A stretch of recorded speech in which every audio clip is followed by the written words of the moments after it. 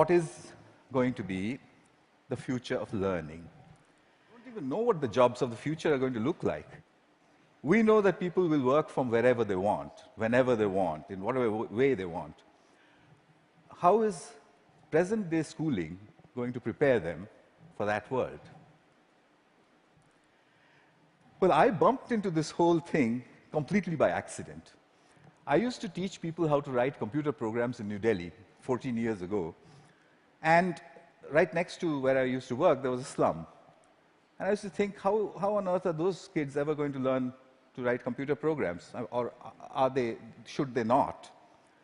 At the same time, we also had lots of parents, rich people, who had computers, and who used to tell me, you know, my son, I think he's gifted, because, you know, he does wonderful things with computers. And my daughter, oh, surely she's, you know, extra intelligent, and so on. So I suddenly figured that how come all the rich people are having these extraordinarily gifted children? What did the poor do wrong?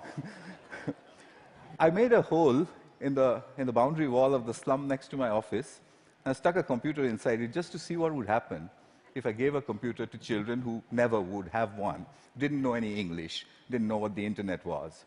The children came running in, it was 3 feet off the ground, and they said, what is this? And I said, yeah, but it's, you know, I don't know. So they said, why have you put it there? I said, just like that. And they said, can we touch it? I said, if you wish to. And I went away.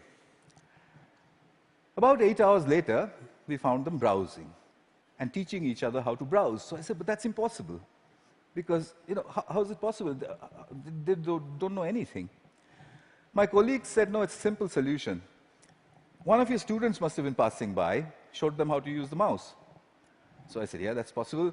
So I repeated the experiment. I went 300 miles out of Delhi into a really remote village where the chances of a passing software development engineer was very little. I repeated the experiment there. There was no place to stay, so I stuck my computer in, I went away, came back after a couple of months, found kids playing games on it.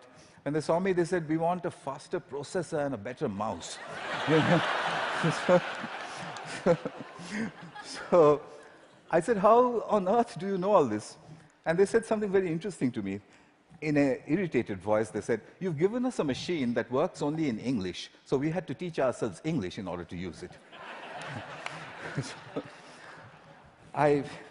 that's the first time as a teacher that I heard the word teach ourselves said so casually. Here's a short glimpse from those years. That's the first day at the hole in the wall. On your right is an 8-year-old. To his left is his student. She is 6. And he's teaching her how to browse. Then on to the other parts of the country. I repeated this over and over again, getting exactly the same results everywhere.